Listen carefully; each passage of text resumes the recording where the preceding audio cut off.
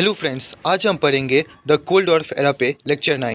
आज का हमारा टेबल ऑफ कंटेंट है इंडिया एंड द कोल्ड। आज का हमारा टॉपिक है India and the cold war, यानी कि इंडिया जो है वो किस प्रकार से कोल्ड वॉर में जो है वो अपना इंपॉर्टेंस दिया, उसको हम समझेंगे। As a leader of NAM, India going cold war was twofold. At one level it took particular care staying away from the two alliance. Second, its rise the vice against newly decolonized country becoming a part of this alliance। देखिए, जो annum था उसका जो founder member था उसमें total 5 country थे, जिसमें जो इंडिया भी था उसका फाउंडर मेंबर था। तो देखिए, इंडिया जो था वो पहला काम जो कर रहा था कि वो जितने भी अलाइंसेस थे यूएसए और यूएसएसआर, वो उससे दूर रह रहा था और वो उन कंट्री के काफ़ी खिलाफ था। उन्हें समझा रहा था कि जो भी न्यू डीकोलोनाइज्ड कंट्री थी, जिसमें हमारे अलग अलग जो कंट्री थी, जो फ्रांस और ब्रिटेन की कॉलोनी बन के आ रही थी, जब वो आज़ाद होकर आ रही थी, तो जो इंडिया है वो उन्हें मना कर रहा था कि वो जो है वो किसी भी अलायंस को जो है वो ज्वाइन ना करे। इस चीज़ों पे वो काम किया। India policy was neither negative और नॉर पैसिव, यानी कि जो इंडिया की पॉलिसी थी वो ना ही नेगेटिव थी ना ही पैसिव थी। इसका क्या मतलब है कि जो इंडिया था वो ना ही किसी कंट्री के सपोर्ट में था और ना ही किसी कंट्री के जो था वो खिलाफ था। देखिए, as Nehru remind the world, non aligned was not a policy feeling away, यानी कि वो कहते हैं कि नॉन अलाइंड जो है वो ये नहीं है कि हम जो है वो सब चीज़ों से दूर रहें, ये जो है वो नॉन अलाइंड मूवमेंट नहीं है। On the contrary, India was a favour of society intervening the world affair to soften cold war rivals. इसका मतलब कि जो दुश्मनी था यूएसए और यूएसएसआर का, उसको जो है वो कम करने में मदद कर रहा था। कौन? इंडिया। और वर्ल्ड अफेयर में पार्टिसिपेट भी कर रहा था। India try to reduce the differences between the alliances and their prevent differences was escalate into full scale war, यानी कि यूएसएसआर के बीच में जो डिफरेंसेस थे, जो अंतर थे, उसको कम कर रहा था। कौन कर रहा था? तो इंडिया कर रहा था, नॉन लाइन मूव इंडिया कर रहा था। उसके अलावा ऐसा वो इसलिए कर रहा था कि मतलब कोई भी जो है वो फुल स्केल वॉर ना हो। कोल्ड वॉर क्या होता है? यानी कि एक दूसरे को धमकाना, डराना, ये हमारा कोल्ड वॉर होता है। मतलब एक ग्राउंड रियलिटी पे एक बड़ा वॉर नहीं होता है। तो इसी चीज़ों को जो है वो रोकने के लिए जो इंडिया है वो डिफरेंसेस ये सभी चीज़ों में क्या कर रहा था? इसे कम कर रहा था। इस India diplomats leaders were often used to communicate mediate between the cold war rivals such in the Korean war in early 1950। यानी का मतलब है कि कोल्ड वार में जितने भी इशू आ रहे थे, प्रॉब्लम आ रहे थे, उसको सॉल्व करने का काम कर रहे थे इंडिया के डिप्लोमेट्स। उसके अलावा वो सुलह का काम करा रहे थे कोल्ड वार के दौरान यूएसए यूएसएसआर के बीच में। इसके अलावा it is important to remember that India choose to involve other member of non line group in this mission. उसके अलावा वो जो नॉन लाइन ग्रुप में जो भी मेंबर थे, उन्हें भी वो कह रहा था कि जो है वो क्या कहते हैं, यूएसए यूएसएसआर के बीच में जो डिफरेंसेस है उसे क्या करे? कम करे, यानी कि मतलब मदद करे उनका कि ये जो लड़ाई है वो वॉर में चेंज ना हो पाए, छोटा मोटा। यानी कि उन्हें भी नॉन लाइन कंट्री को भी जो है वो फोर्स करा था इंडिया के लिए, तो सुलह कराने के लिए। उसके during the cold war, India repeatedly tried to active those regional and international organizations were not be part of alliances led by the US and USSR। यानी कि क्या कहते हैं, इंटरनेशनल ऑर्गेनाइजेशन थी और रीजनल ऑर्गेनाइजेशन थी, उसे जो था वो एक्टिवेट कर रहा था, क्योंकि एक्टिवेट कर रहा था जो है वो डेड हो गई हैं उसको, कि जो ना ही किसी अलायंस के साथ थी, ना ही वो यूएसए की अलायंस थी, ना ही वो यूएसएसआर की अलायंस थी, तो उन्हें भी जो था वो एक्टिवेट कर रहा था। Nehru reposed a great faith in a genuine Commonwealth, free and cooperating nation। यानी कि जो नेहरू जी थे उनका कहना था कि जो भी फ्रीली कंट्री, यानी कि जो फ्री हो गई हैं, आज़ाद हो गई हैं, और वो एक दूसरे की कंट्री को जो है वो मतलब कॉपरेट करना चाहे। अगर वो किसी मतलब वो सभी जो फ्रीडम कंट्री है, फ्री कंट्री है, अगर वो एक दूसरे को कंट्री जो है वो कॉपरेट करने के लिए तैयार है, तो क्या बन जाए? कॉमनवेल्थ के मेंबर। ये नेहरू जी ने। देखिए, अब नेहरू जी का ऐसा सोच क्या होता है, इसको हम समझते हैं। That would the play a positive role softening if not ending the cold war. देखिए, मतलब अगर वो जो मतलब उनका कहना था, नेहरू जी का कहना था कि जो है मतलब ये क्या करेगा, अगर ये वॉर को मतलब ख़त्म नहीं कर पाएगा तो वॉर को तो कम करने में ज़रूर मदद करेगा। यानी कि नेहरू जी का क्या क्या कहना था कि जो भी फ्रीली कंट्री, यानी कि जो फ्री हो गई है, आज़ाद हो गई हैं, वो आकर और वो एक दूसरे को, वो कंट्री जो वो कॉपरेट करने के लिए तैयार है, तो क्या हो जाए? कॉमनवेल्थ का मेंबर बन जाए। और ऐसा उनका विचार इसलिए था क्योंकि इसके माध्यम से जो कोल्ड वॉर है वो अगर मतलब ख़त्म नहीं हो सकता है तो कम ज़रूर हो सकता है, ऐसा उनका मानना था। देखिए, non-aligned was not as a some suggest a noble international cause which little to the India real interest। बहुत सारे कंट्री का, बहुत सारे लोगों का मानना था कि जो मतलब जो नॉन अलाइन मूवमेंट है, इसमें इंडिया का मतलब कोई इंटरेस्ट नहीं है, मतलब इसमें इंडिया का कोई भी जो है वो फ़ायदा नहीं है। A non-aligned country posture also serve India interest very directly at least two way। यानी कि जो नॉन अलाइंड यानी कि जो नॉन अलाइंड ग्रुप था एनएम था, उसे जो था वो इंडिया का जो वह था वो काफ़ी फायदा था। उसे हम लोग दो वे में मतलब समझते। पहला पॉइंट है, first, non aligned allow India to take a international decision and stands that serve it interest rather than interest the super power and their allies. इसकी वजह से जो इंडिया था वो जो था वो इंटरनेशनल लेवल पे वो जो है वो पार्टिसिपेट कर रहा था, वहाँ पे डिसीजन ले रहा था, और उससे जो इंडिया की थो जो इंडिया था उसका एक अलग जो है वो पहचान भी बन रहा था। इसकी वजह से, किसकी वजह से? एनएम की वजह से। देखिए, इसके अलावा जो सेकंड पॉइंट है, second, the India is often able to balance one super power against the other. यानी कि जो इंडिया था वो दोनों सुपर पावर के जो बैलेंस यानी कि दोनों सुपर पावर का जो बैलेंस था उसको बराबर रख रहा था, किसी को भी जो था वो बढ़ने नहीं दे रहा था। कैसे, ये देखते हैं। देखिए, जैसे if in India felt ignored until pressure by one the superpower it could towards the other, neither alliance system could the India be grantee bullied। यानी कि मान लीजिए कोई भी जो कंट्री है वो इंडिया को क्या करे, इग्नोर कर रही है या प्रेशर कर रही है उसका अलाइंस बनने के लिए, तो इसका जो था झुकाव था वो इंडिया जो है वो दूसरे कंट्री के साथ करता था। जैसे एग्जांपल से समझाएं, जैसे मान लीजिए यूएसए है, वो इंडिया को काफ़ी तंग कर रहा है, परेशान कर रहा है, तो यूएसएसआर के पास चली जाएगी। अगर यूएसएसआर ऐसा कर रहा है तो यूएसए के पास चली जाएगी। तो ये जो चीज़ था वो उसका काफ़ी जो था वो एडवांटेज था इंडिया को। की वजह से क्या हुआ, कोई भी जो कंट्री है वो इंडिया को धमका या डरा नहीं सकी और अपना अलायंस भी जो है वो नहीं बना सकी, मतलब ग्रांटेड नहीं ले, यानी कि इंडिया को जो है वो इग्नोर नहीं। देखिए, अगर हम दोनों पॉइंट को रिकॉल करें तो जो हमारा पहला पॉइंट था उसमें हम लोगों ने देखा कि किस मतलब पहले पॉइंट में हम लोगों ने देखा कि जो इंडिया था वो इंटरनेशनल लेवल पे स्टैंड कर रहा था, इंटरनेशनल लेवल पे जो है वो पार्टिसिपेट कर रहा था, और दूसरे हम लोगों ने देखा कि इंडिया जो है वो किसी भी जो है सुपर पावर का जो पावर था वो बढ़ने नहीं दे रहा था।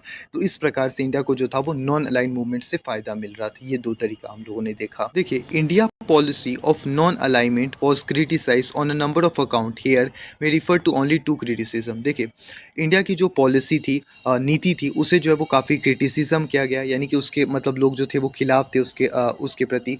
लोगों का अलग अलग विचार था उस पर, यानी कि क्रिटिसाइज़ किए उसे। उस क्यों किए, इसको हम लोग दो क्रिटिसिज्म यहाँ पे दिया है, उसको हम देखकर समझते हैं। यानी कि सभी कंट्री जो थी वो क्या कर रही थी, इंडिया की पॉलिसी का क्रिटिसाइज कर रही थी, विरोध कर रही थी। वो क्रिटिसिज्म दिया है, उसे हम देखते हैं। ये पहला जो पॉइंट था, first, India non alignment was said to be unprincipled. यानी कि इंडिया की जो नॉन अलाइनमेंट की पॉलिसी थी उसे बोला गया कि ये अनप्रिंसिपल, यानी कि ये किसी भी जो वो सिद्धांत पे नहीं है। In the name of a pursue national interest, यानी कि इस पे क्या हो रहा है, सिर्फ इंडिया जो है वो अपने फायदा ही देख रहा है, वो किसी भी जो है वो इंटरनेशनल। इस फर्स्ट पॉइंट को अगर रिकॉल करें तो देखिए क्या था कि इंडिया जो था वो इंडिया की जो मतलब नॉन अलाइनमेंट की पॉलिसी था, सब कह रहे थे कि जो इंडिया की नॉन अलाइनमेंट की पॉलिसी है वो अच्छी नहीं है, वो अनप्रिंसिपल है, कि वो किसी भी सिद्धांत पे नहीं। उसके अलावा जो इंडिया है वो सिर्फ अपने नेशनल इंटरेस्ट पे जो वो ध्यान दे रहा है। उसके अलावा क्या है, तो इंडिया बोला जा रहा है कि जो है वो इंडिया सिर्फ अपनी पहचान बना रहा है, वो जो है वो इंटरनेशनल इशू, यानी कि जो इंटरनेशनल इशू है उस पर जो कोई फोकस, कोई ध्यान नहीं दे रहा है। तो हमारा सेकंड पॉइंट था वो है कि second, it was suggested India was a inconsiderate took the contrary posture, यानी कि जो इंडिया वो इनकंसिडरेट है, वो एक कॉन्ट्रेटेड पोस्चर है, क्योंकि कॉन्ट्रेट पोस्चर मतलब कहता कुछ और है और करता जो है वो कुछ और है। कैसे, उसको देखते हैं हम। Having criticized other joining alliance, India signed the Treaty of Friendship in August 1971 in USA, the USSR for 20 years. This was the regarded particularly by the outside observer virtually joining the Soviet alliance system। यानी कि देखिए, सभी जो थे वो इसके criticise थे, इसके खिलाफ थे, क्योंकि देखिए इंडिया जो था वो बोलता था कि मतलब हम जो है वो किसी भी अलायंस को हमें जो है वो नहीं ज्वाइन करना है, लेकिन वो जो खुद है वो यूएसएसआर के साथ जो है वो ट्रीटी ऑफ फ्रेंडशिप जो है वो साइन कराता है। कब? 1971 में कराता है, वो भी ऐसी छोटी मोटी कंट्री के साथ नहीं कराता, बड़ी कंट्री के साथ कराता है, वो भी 20 साल। तो क्यों करवाएगा? तो बहुत सारे जो ऑब्जर्वर हैं वो बोलते हैं कि वो मतलब इनडायरेक्टली जो है वो अलायंस बन रहा है, किसका? यूएसएसआर का। कौन? इंडिया। अब इसका इंडिया ने क्या जवाब दिया, इंडियन गवर्नमेंट ने क्या जवाब दिया, वो हम देखते हैं। अब इंडिया ने अपने स्टैंड पे क्या बोला, तो the Indian government view was the Indian needed to diplomatic possible military support during the Bangladesh crisis, and the any case treaty did not stop India from having a good relation with other country including a USA। यानी कि देखिए, यानी कि India ने कहा कि हमें जो है वो मिलिट्री सपोर्ट चाहिए था, डिप्लोमेटिक सपोर्ट चाहिए था, क्योंकि हम अभी अभी जो है वो फ्रीडम हुए, आज़ाद हुए और बांग्लादेश में क्राइसिस आया है। तो बांग्लादेश में क्राइसिस होने की वजह से हमें जो है वो मिलिट्री और डिप्लोमेटिक सपोर्ट चाहिए। इसीलिए हमने जो है वो ट्रीटी को साइन किया और इस ट्रीटी से जो है वो इंडिया जो है वो अच्छा रिलेशन इंडिया का नहीं रुकेगा। जैसे पहले था इंडिया का यूएसए के साथ और बाकी कंट्री के साथ अच्छा रिलेशन, अभी भी जो है वो यानी कि इसके आगे भी जो है इंडिया का उसी प्रकार से रिलेशन रहेगा। कोई भी जो ट्रीटी है, ये ट्रीटी जो है वो इंडिया को बाकी कंट्री से अच्छा रिलेशन करने से रोक जो है वो नहीं सकती है। अभी इंडिया को सपोर्ट चाहिए, मिलिट्री सपोर्ट, डिप्लोमेटिक सपोर्ट चाहिए, इसलिए वो जो ट्रीटी है वो साइन कर रहा है। ये देखिए, non alignment as a strategy evolve the cold war context as we see in chapter 2। यानी कि देखिए, हम लोग अगर बात करें तो कोल्ड वार से पहले तो कोई भी नॉन लाइन मूवमेंट एनएम जो है वो हमें देखने को नहीं मिलता है। जब कोल्ड वार स्टार्ट होता है तभी नॉन लाइन मूवमेंट की स्थापना होती है। तभी जो हमारे नॉन लाइन मूवमेंट है उसमें 5 कंट्री जो है वो मेंबर बनती है, फिर नॉन लाइन मूवमेंट की स्थापना होती है। तो देखिए, इसके अलावा the disintegration of the USSR in the end of the cold war 1991, यानी कि जो यूएसएसआर थी उसका डिस्ट्रीगेशन हो गया। यूएसएसआर जो यूएसएसआर मतलब जिसमें 14 कंट्री थी टोटल, जिसे हम लोग सोवियत यूनियन ही बोलते हैं। तो यूएसएसआर का डिस्टिंगेशन हो जाता है, यानी कि वो टूट जाता है 1991 में।